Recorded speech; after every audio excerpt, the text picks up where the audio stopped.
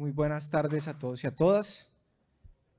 Yo creo que yo hoy voy a cerrar con el tema porque me da la sensación de que hablamos de blockchain desde una concentración de casos de uso, pero realmente, si uno ve históricamente durante estos 13 años del paper de Bitcoin que se materializa, realmente el caso real y de discusión política, institucional y privada realmente ha sido Bitcoin.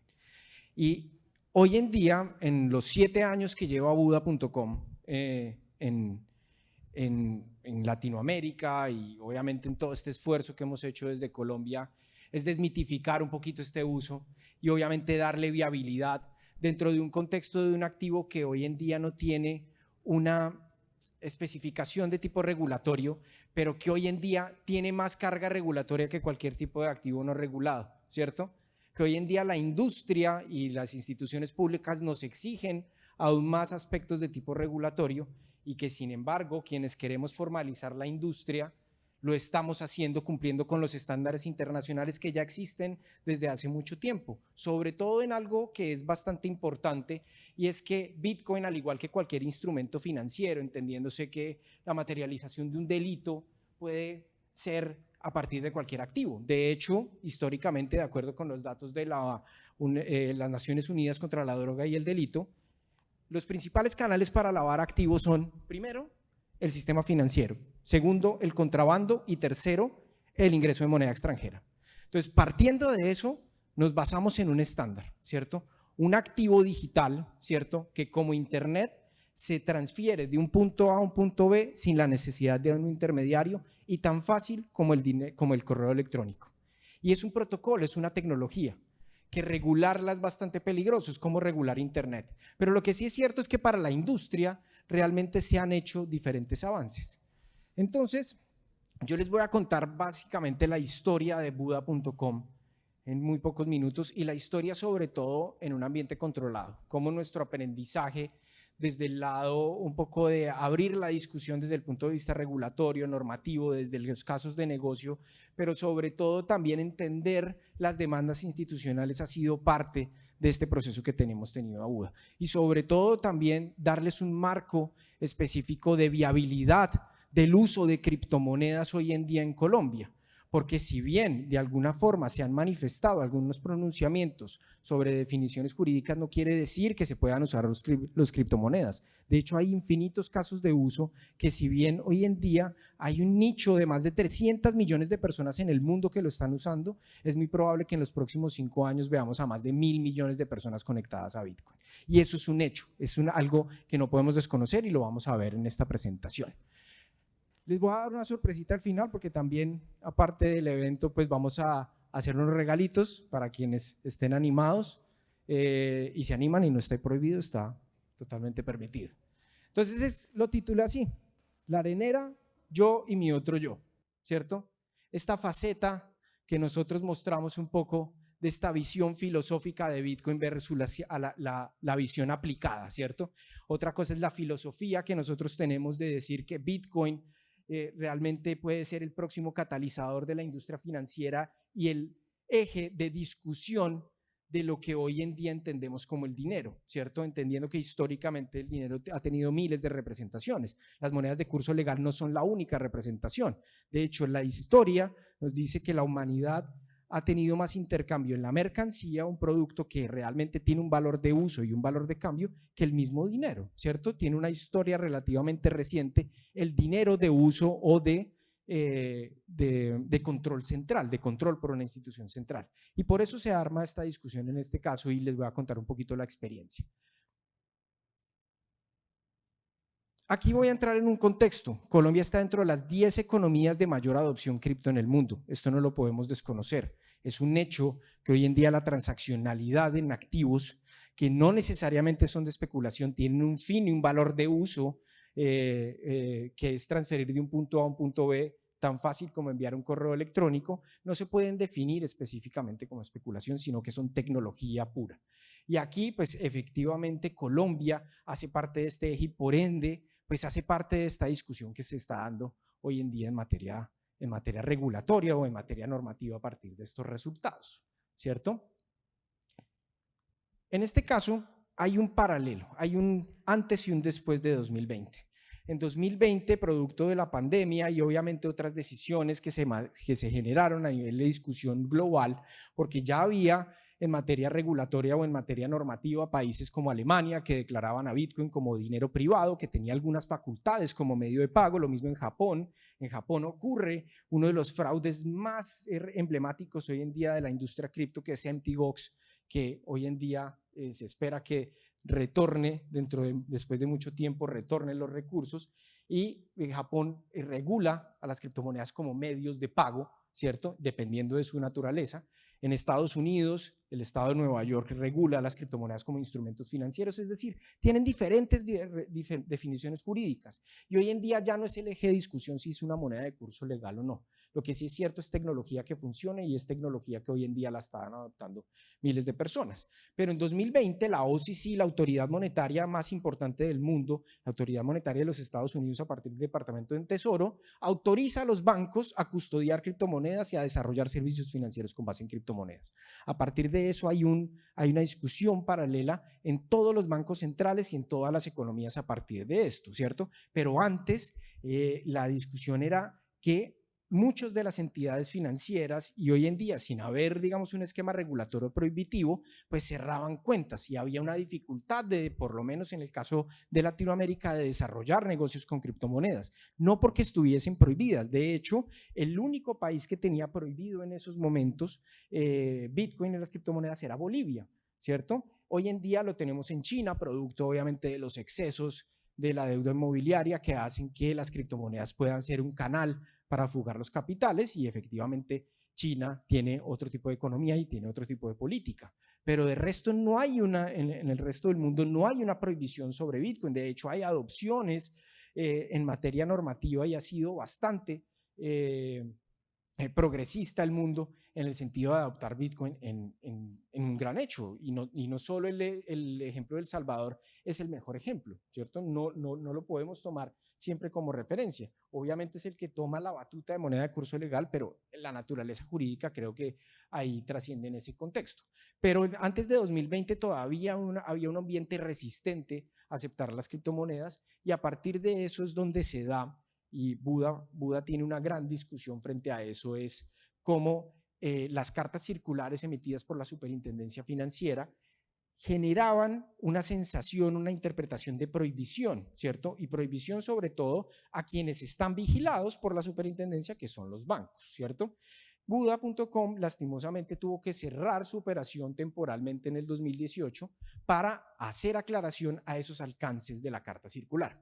La carta circular a través de derechos de petición lo que dice es, miren, nosotros no tenemos, y la superintendencia, al Bitcoin o a las criptomonedas, al no ser un activo regulado, primero no tienen competencia para prohibir porque es el supervisor financiero, ¿cierto? Y segundo, no pueden prohibir y queda discrecionalidad del banco y a partir de su comité de cumplimiento cuál es el apetito de riesgo que quiera hacer al aceptar una relación comercial o al abrir un producto financiero, ¿cierto? Pero eso no lo interpretó realmente el sistema financiero de forma positiva, y en 2020 tuvimos que abrir una discusión frente a eso. Y tuvimos diferentes debates de tipo público, de tipo privado, y pues las acciones legales de alguna forma abrieron ese debate, ¿cierto? Y a partir de eso, de todo este contexto que abrió Buda, y no solo Buda, porque pues sería bastante pretencioso y bastante engreído de mi parte decir que abrimos la discusión, es el eje global comenzó a abrir esta discusión. Y en 2020 se abre un antes y un después de esto, ya que los organismos financieros, ¿cierto? Las entidades financieras comienzan a abrir productos financieros, ya hay derivados, ya hay ETFs de Bitcoin, ya hay productos financieros que están expuestos a la volatilidad del precio de Bitcoin para que cualquier inversionista lo pueda adoptar, y de hecho gran parte del sistema financiero, por ejemplo, los procesadores de pago como Visa y Mastercard, hoy en día están desarrollando soluciones en cripto para procesamiento de pagos. Ya es un hecho todo lo que está pasando con las criptomonedas. Entonces, a partir de eso, la Superintendencia Financiera, y esto nace casualmente porque hay un paralelo entre el decreto 1234, que es del sandbox regulatorio, pero que casualmente nace paralelamente el proyecto piloto de operaciones de cash in y cash out con criptoactivos, ¿cierto? El decreto 1234 hace parte de todo lo que está la industria de tecnologías e innovación financiera, pero la industria de los criptoactivos hoy en día abre la posibilidad en septiembre con la apertura del proyecto piloto. Y este concepto del sandbox de Arenera es un espacio controlado, ¿cierto? En el que permite, como lo dice la Arenera, pues experimentar, como en la analogía de cómo los niños comienzan a jugar y comienzan a desarrollar dentro de un ambiente controlado el uso de nuevas tecnologías. Y se da bajo dos tipos o dos verticales del sandbox directamente. Está el sandbox de supervisión, que no requiere estrictamente procesos de regulación, y está el sandbox regulatorio, ¿cierto? Entonces, ojo, este proyecto piloto no hace parte del decreto 1234, sino que hace parte de un proceso de supervisión de un proyecto específico que lanzó la Superintendencia Financiera. Y el concepto del sandbox realmente se nace en 2015, cuando la FCA, el organismo de control de mercados financieros de Reino Unido, comienza a abrir este espacio para que las tecnologías de innovación financiera se puedan validar, ya sea desde el punto de vista regulatorio, si requiere realmente de una normativa, un ajuste a la normativa, o realmente no se puede desarrollar dentro de una jurisdicción. Y a partir de eso, la Arenera es una de las grandes alternativas que tuvo la Superintendencia Financiera, que de hecho la de supervisión la lanzó hacia 2017-2018 con algunas fintechs de pagos digitales. Entonces la Superintendencia Financiera dijo, ¿por qué no integramos en un proceso de supervisión a las entidades o las plataformas de intercambio de criptoactivos? Recuerden que hay 4 maneras de acceder a los criptoactivos. Una a través de las billeteras digitales, en donde cada persona negocia la criptomoneda, transfiere una dirección de depósito, igual que un correo electrónico, y acuerdan los términos de intercambio y métodos de pago. En otro caso están las plataformas P2P, que son como marketplaces, donde uno lo que hace es postear las ofertas de compra y venta, ¿cierto? Y se conectan directamente para acordar también los términos de intercambio y los métodos de pago.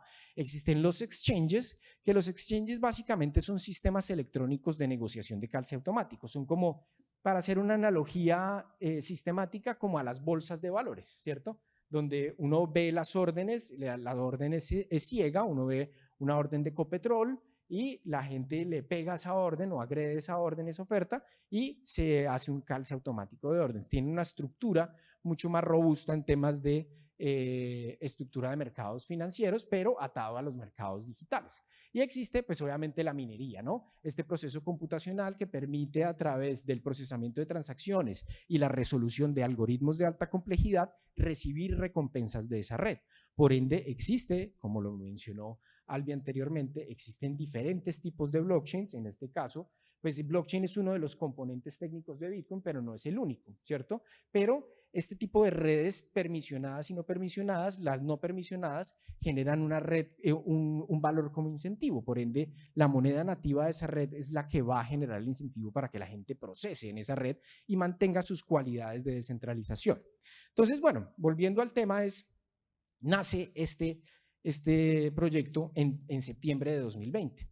Y claro, genera una oportunidad realmente para demostrarle a las entidades públicas y obviamente desmitificar gran parte de las preocupaciones que ellos manifestaban, ¿cierto? En materia de materialización de delitos, prevención, sistemas de ciberseguridad, entre otros que les voy a explicar en estos momentos. ¿Por qué? Porque los ejes principales de este proyecto piloto eran fundamentales para que el mercado realmente creyera que no hay hay un activo detrás, hay una estructura, hay unas políticas, unos procedimientos y hay una instrumentalización de las etapas de gestión que se hace en las organizaciones, tal y como también lo tienen las entidades financieras vigiladas, entre otras, ¿cierto?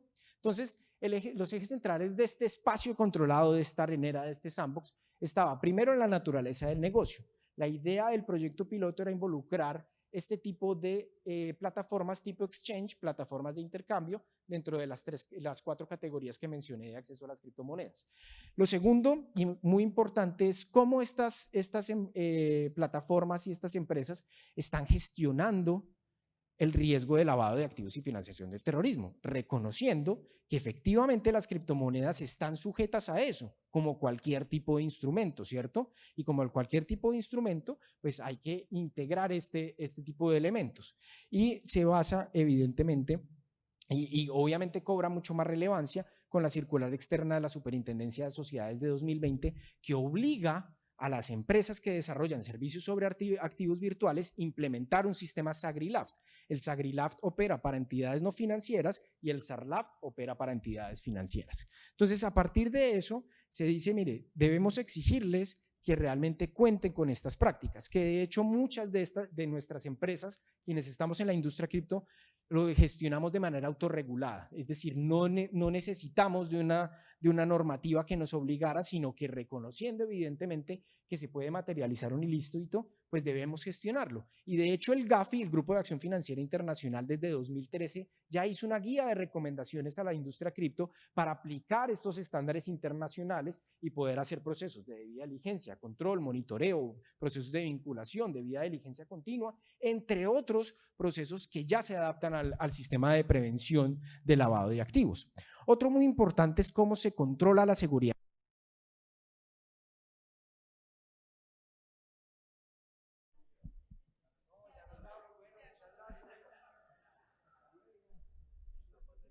Sí, hermano. ¿Aló? ¿Sí? ¿Ya me oyen bien? Bien. Entonces, en este proceso de ciberseguridad era muy importante cómo realmente estas plataformas gestionaban también los riesgos propios de las salvaguardas de las criptomonedas, cómo protegían los datos, en fin, cómo cumplían con los estándares principalmente de dos circulares de la Superintendencia Financiera, la circular 007 y la circular 029. A partir de eso, pues muchas de estas plataformas utilizan el estándar, obviamente hay un estándar internacional que es el ISO 27001, en donde está inspirado gran parte de estas circulares, pero tenían que cumplir con las disposiciones normativas locales. Y pues el cuarto y no menos importante, la protección al consumidor, toda esa parte de protección de datos, toda esa parte de garantías que debe tener el consumidor en la prestación del servicio y sobre todo en la utilización de sus datos. Esta fue la condición inicial, solo se podían operar 4 criptomonedas, ¿cierto? Solo se podía tener un ambiente de 5.000 usuarios y los depósitos no podían superar esto.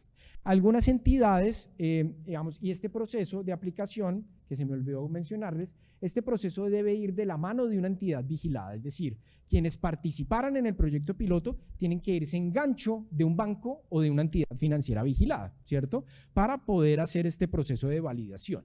Y muchas de estas exigieron que solo se hiciera en un ambiente ultracontrolado con las cuentas de los usuarios de esa entidad, ¿cierto? Cabe resaltar que Buda.com tiene una operación por fuera del piloto y una operación por dentro del piloto.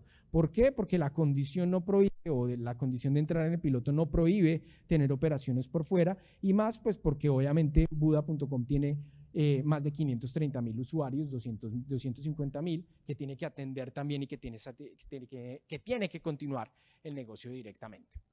Entonces, nos metimos a este piloto haciendo esto, y yo no les he contado un poquito cuál es la génesis de nuestra empresa, qué somos, ¿cierto? Nosotros finalmente somos una empresa que desarrolla y opera mercados de criptomonedas en 4 países de Latinoamérica. La idea es que la gente acceda a las criptomonedas de forma segura y sencilla a través de mecanismos transaccionales, principalmente bancarios, para que pueda intercambiar las criptomonedas más populares de mayor transaccionalidad y sobre todo pueda desarrollar también modelos de negocio con base en sistemas de criptomonedas. Y por ende, desde 2015 fundamos esta compañía, patrocinada, inclusive financiada de alguna forma por Corfo Chile, que fue inicialmente nuestro principal financiador en ese orden, y obviamente por algunos inversionistas privados. Y la idea pues es que la gente pueda acceder de forma muy, muy fácil. ¿Por qué? Porque hoy en día estamos pensando en un entorno local, pero cuando pensamos en un entorno global, necesitamos dinero global y probablemente no haya un dinero global de real acceso como lo que ocurre hoy en día. Tenemos más de 260 millones de personas en Sudamérica que dependen del efectivo como medio de pago. Hoy en día, para enviar una remesa al exterior, requerimos de trámites presenciales, altos costos, se puede demorar la plata días, ¿cierto? Y son más de 5 millones de inmigrantes que envían dinero a sus casas y no son los que más manejan volumen, pero sí los que más asumen costos. Por ende, este tipo de tecnologías puede resolver parte de esta problemática directamente, que está en muchas discusiones alrededor del mundo en las soluciones que se traen. Hasta ahora estas son nuestras cifras, ¿cierto? Estamos en 4 países, Chile, Colombia, Perú y Argentina, y desarrollamos estos servicios, ¿cierto? Pero el eje central del proyecto piloto está muy enfocado en las operaciones de cash in y cash out. ¿Qué quieren decir? Las operaciones de depósito en pesos, es decir, cómo se conectan los servicios bancarios al intercambio, porque el objetivo general del proyecto piloto es entender cómo funciona la industria de las criptomonedas y cómo éstas se conectan a los servicios financieros tradicionales. Nosotros dependemos del sistema bancario de alguna forma para hacer ese intercambio rápido de criptomonedas y que se desarrollen de alguna forma estas soluciones de forma óptima, entendiendo un poquito las cualidades que tiene el sistema financiero de digitalizar las transacciones, ¿cierto? En un mercado como el colombiano, en donde 9 de cada 10 personas usa efectivo como medio de pago. Esos son los gran retos de la alfabetización digital y la introducción.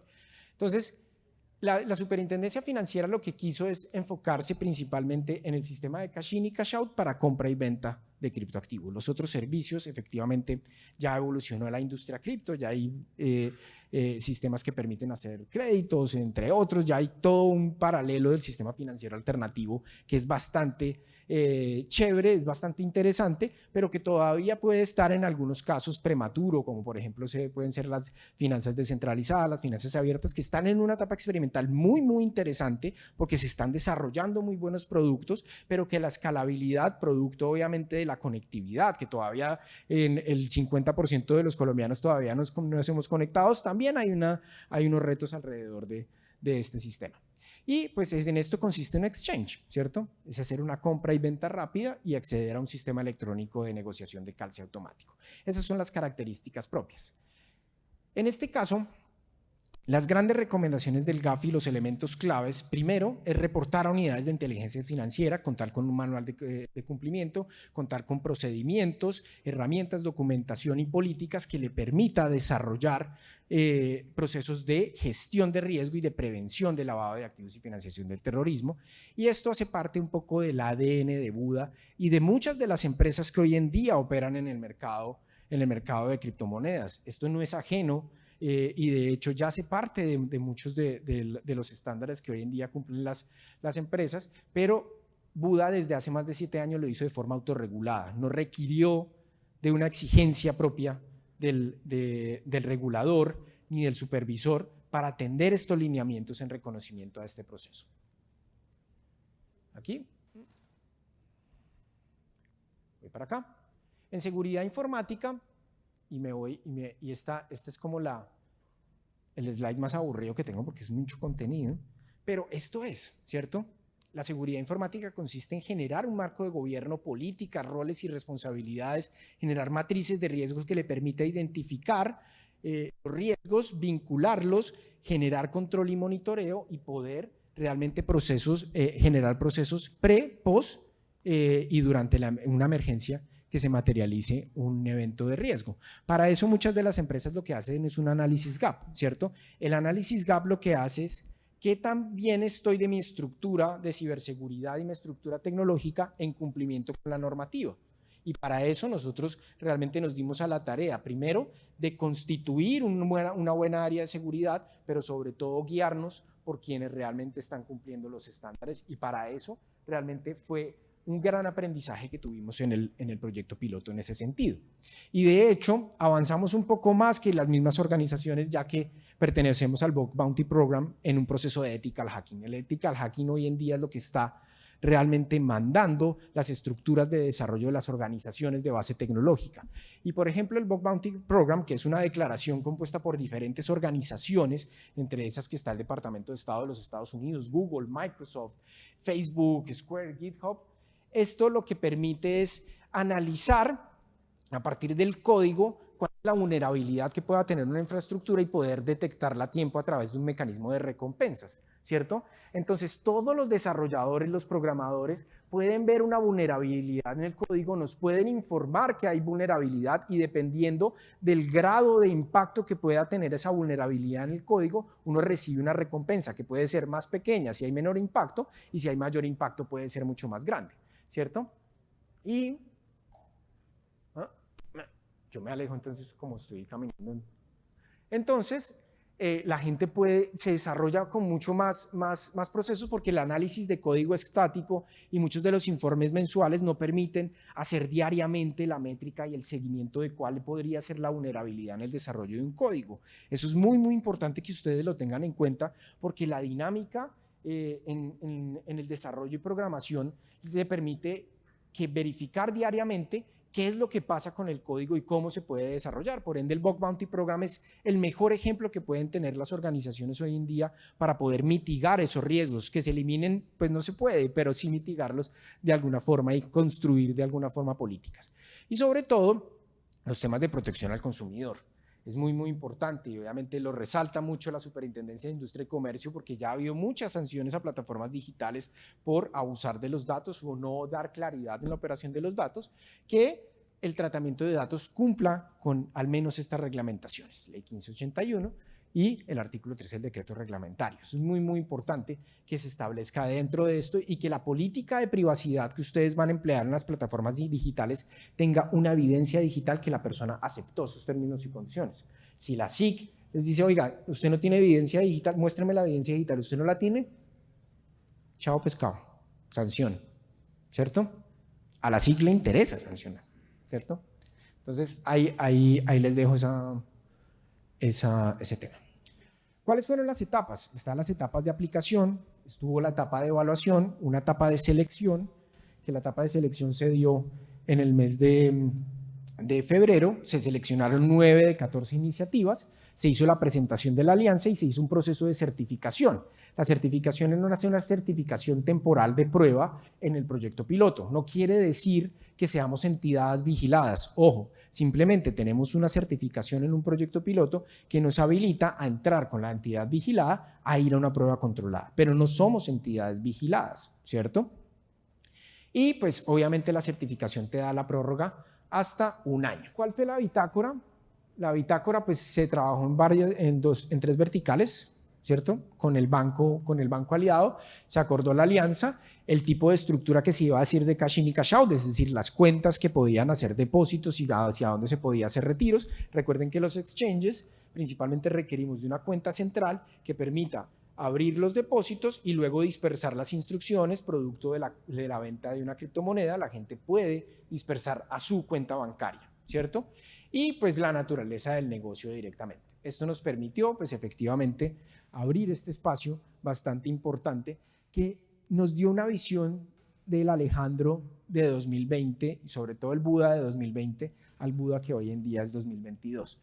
Y parte de estos procesos es esto, es el entendimiento institucional. En algún momento, producto obviamente de este entorno en el que de alguna forma nos revelábamos un poco a este cierre arbitrario de cuentas, también logramos durante el proceso entender la preocupación de las entidades y la preocupación del Estado frente a estos sistemas. Y logramos de alguna forma fortalecer varios de los procesos.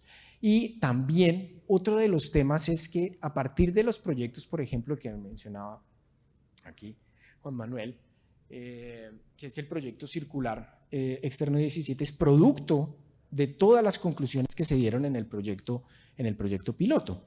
Y de ahí, pues ya de alguna forma, lo que permite ese proyecto circular es que una plataforma de intercambio o una empresa que pertenezca a la industria de las criptomonedas bajo cierta naturaleza pueda establecer una relación comercial o pueda abrir un producto financiero en una entidad financiera vigilada bajo unos requerimientos mínimos que es inspirado en lo que les mostré anteriormente, ¿cierto? Y que parte de eso es cómo nosotros también logramos de alguna forma que a partir del entendimiento institucional pudiéramos transferir el conocimiento de forma acertada, ¿cierto? Es decir, las entidades también tenían que resolver esa gran problemática. Y eso también nos permitió darle un alcance institucional, pero sobre todo un alcance en el desarrollo de nuevos productos, ¿cierto? El desarrollo de nuevos productos nos permitió ampliar la base de que jurídicamente sí se puede. La idea es, de alguna forma, acercarse a las entidades para validar parte de estos procesos, ¿cierto? Es decir, no necesitamos totalmente pedir permiso al sistema, pero de alguna forma pudiésemos innovar o validarlo legalmente para poder hacer este proceso. Y hoy en día, para cerrar, quiero mostrarles estos dos procesos. Hoy en día Buda lanza y vamos a lanzar próximamente los créditos respaldados en Bitcoin. Un sistema que permite en tan solo segundos, sin un score de crédito, acceder a un crédito cuya garantía o colateral sean sus criptomonedas. Entonces vamos a poder desarrollar ese sistema de crédito sin que la gente venda sus criptomonedas y con todas las garantías y eficiencia que se tienen. Ya lo lanzamos en Chile, tenemos unos muy buenos resultados y hoy en día también abrimos, aparte de las 4 criptomonedas que tenía la Super, abrimos una nueva criptomoneda que es USDC. USDC que para efectos del uso empresarial y el uso personal, USDC es un token, es una criptomoneda colateralizada con el dólar americano, ¿cierto? Replica y te permite exponerte al valor del dólar americano, ¿cierto? Sin tenerlo directamente, pero operable o interoperable 24/7. Y de hecho ya empresas como Visa o Mastercard están desarrollando esto.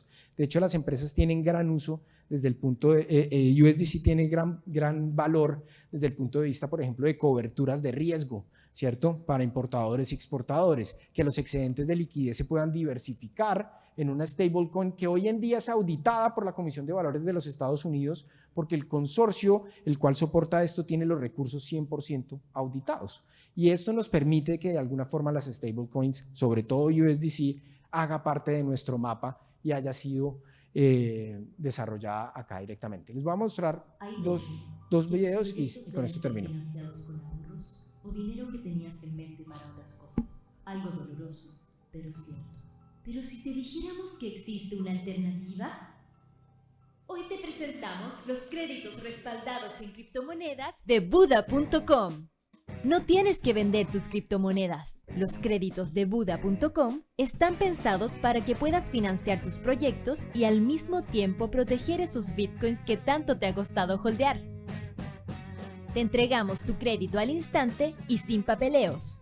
Eso sí, es importante que te informes sobre las características y condiciones de este producto. Puedes ingresar a nuestro sitio web www.buda.com y visitar nuestras redes sociales para aprender más. Pide tu crédito respaldado en criptomonedas en el plazo que tú elijas y con la flexibilidad que necesitas en Buda.com. Buda.com es tu puerta de entrada a la nueva economía.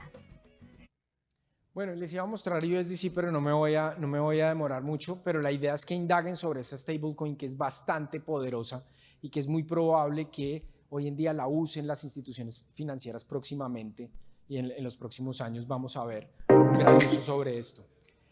Y pues obviamente les quería tener esta sorpresa, pues quienes escaneen con el código AndyConBuda van a tener $5 en USDC para que lo puedan utilizar de forma gratuita en Buda.com y sepan un poco cuál es la experiencia de este tipo de criptomonedas. Los vamos a estar hasta mañana, así que con el código la gente que se registre directamente va a poder acceder a estos 5 USDC y pueden acceder con el código de referidos de AndyConBuda. ¿Listo? Pues en el código de referidos en la instrucción se meten a Buda.com y ponen en el código de referidos AndyConBuda. Es muy sencillo. Buda.com sí está encima para que sepan. Entonces AndyConBuda y con eso ya van a poder redimir sus 5 USDCs. Les agradezco mucho la atención, perdón que me extendí un poco acá y le agradezco mucho a la organización, espero que les haya servido, es una lección que nosotros tenemos y pues seguimos vigentes. Gracias.